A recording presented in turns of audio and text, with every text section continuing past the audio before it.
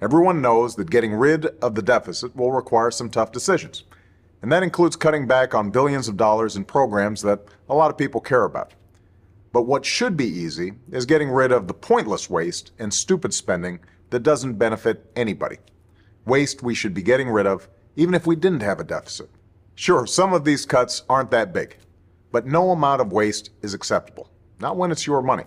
Not at a time when so many Americans are already cutting back. Just as families are living within their means, government should too. Did you know the federal government pays for a website devoted to a folk music ensemble made up of forest rangers? They're called the Fiddlin' Foresters. I'll put their music on my iPod, but I'm not paying for their website. And there are hundreds of similar sites that we should consolidate or just get rid of. By the way, you're not only paying for websites no one needs, you're paying for thousands of buildings all across the country no one uses.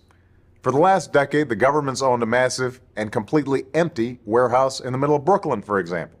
Now, the government hadn't been able to sell this building and others like it because of red tape and Washington politics that held things up for years. But we're finally cutting through all that and plan to get rid of these buildings in the months ahead. We need to step up our game. We need to go after every dime. We need to make government work for you.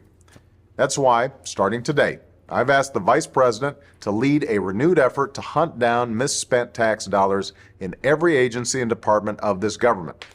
We're calling it the Campaign to Cut Waste, and I know Joe's the right man to lead it, because nobody messes with Joe. There's a new standard by which the government is going to function from this point on. The American people are entitled to transparency. Look, a lot of this depends on new, sophisticated methods, but it also, we know, depends on relentless focus on making this a priority. Focus that can't be delegated. We're holding ourselves accountable, and we're deeply committed and focused on making government function better.